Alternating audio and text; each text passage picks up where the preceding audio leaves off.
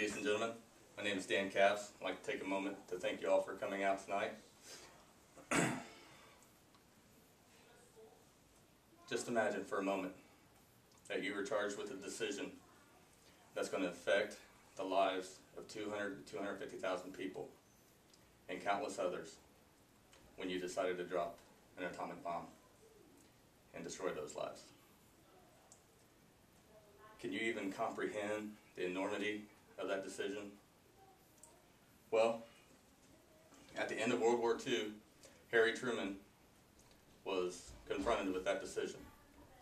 And he made the decision to drop 2 atomic bombs on Japan in the summer of 1945.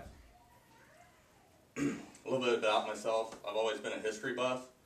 In the last 18 years, I've written 5 research papers and read over 50 books relating to World War II and Japan.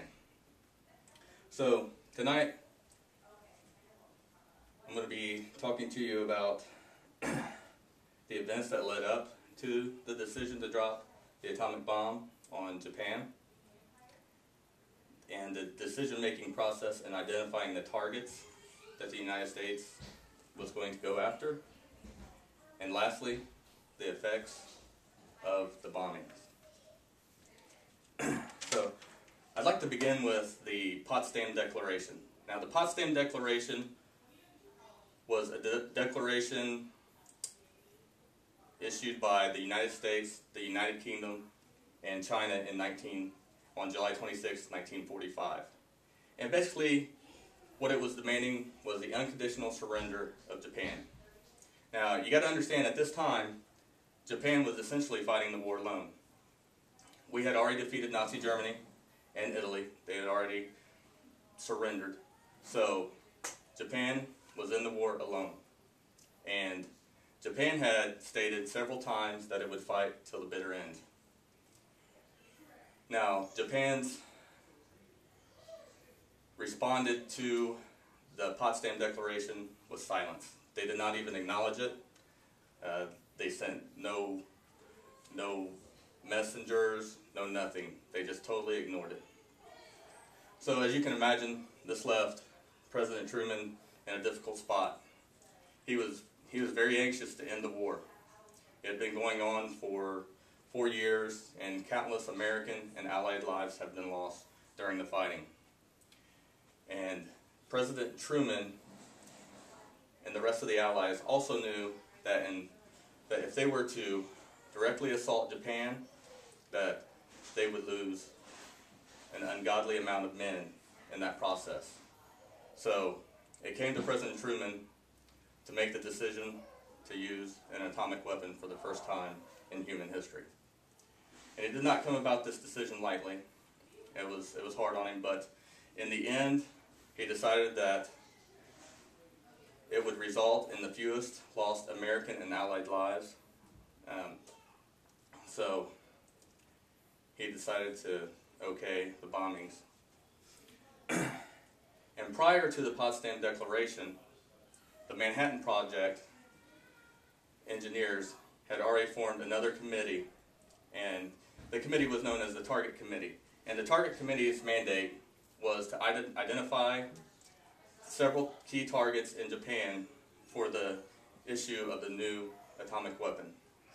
And some of those cities that they identified as being possible targets were Kyoto, Kokura, Yokohama, and Hiroshima.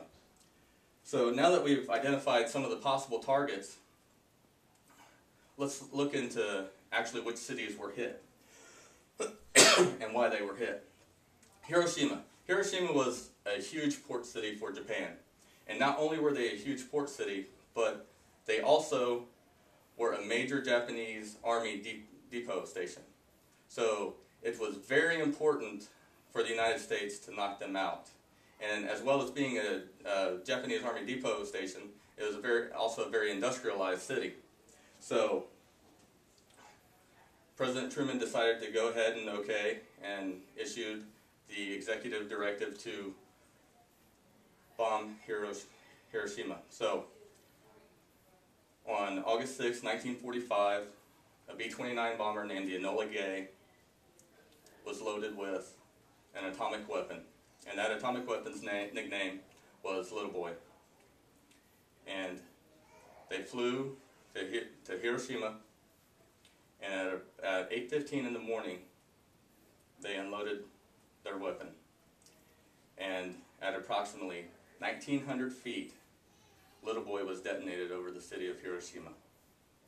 And now let's move to Nagasaki. Nagasaki. You might notice that I did not mention Nagasaki in the list of possible targets. Well, Nagasaki was never the primary target. The primary target for this phase was actually Kokura. And fortunately for Kokura, they were having a cloudy day. They had about a 70% cloudiness over the city, and the bombardier could not make actual visual contact with this target. So it was decided that they would go to their secondary target, which was obviously Nagasaki. And upon entering Nagasaki, the B-29 bomber named Boxcar unloaded its weapon, which was an atomic bomb nicknamed the Fat Boy. And the Fat Boy was released at 11:01 a.m. on August 9th, 1945. And it detonated at approximately 1,540 feet above the city of Nagasaki. And this is kind of important because a lot of people think when you're talking about nuclear weapons, they detonate on impact. They do not. They detonate over the city. So now that we know what cities were actually targeted and hit, let's look and see what the after effects of that bombing were. In Hiroshima, 4.7 square miles of Hiroshima was utterly destroyed. Nothing was left. Not a man, a bird, a beast, nothing. It was totally destroyed. And 69% of the buildings and infrastructure of Hiroshima was also destroyed by the initial blast and the fires that ensued afterwards. And honestly, the most staggering number is the number of casualties. Somewhere between 70 and 80,000 people lost their lives in Hiroshima at 8:15 in the morning on August 6, 1945. And by the end of 1945, that death toll actually rose up somewhere between 90 and 166,000 people that could be linked directly to the bombings that died either through radiation poisoning, cancer, or burns, and a number of other maladies. And now let's look at Nagasaki. Nagasaki, when the Fat Boy exploded over Nagasaki, they lost 3.2 square miles of their city. But Nagasaki was actually lucky because it was surrounded by hills, and so that kept the total effect of that blast from reaching out into other parts of the city. And with that being said, Nagasaki only lost 39% of their buildings and infrastructure in the initial blast and the fires that ensued afterwards. But unfortunately, the citizens were not so lucky. Somewhere between 40 and 75,000 people died that day on August 9th at 11:01 in Nagasaki. And by the end of 1945, well, they lost approximately 80,000 people. And this is going to conclude looking into what caused and what effects the bombings had on Hiroshima and Nagasaki. But I hope that the information I've provided with you today, you can kind of understand what President Truman was going through when he had to wrestle with the decision in order to bomb these cities with this new nuclear weapon.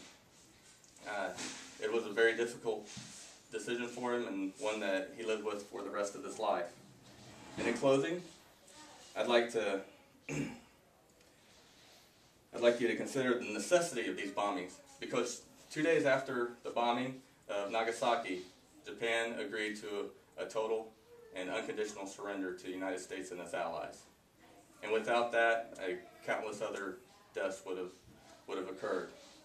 But never lose sight of what makes us human, and that's our sanctity of human life. And I think that the commander, Robert Lewis of the Enola Gay, said it best when he said, "My God, what have we done?" And with that, with my speech, I used The Decision to Drop the Atomic Bomb by Dennis Weinstock, Prompt and Utter Destruction, Truman and the Use of Atomic Bombs Against Japan by Samuel Walker, and the article, My God, What Have We Done by David McNeil.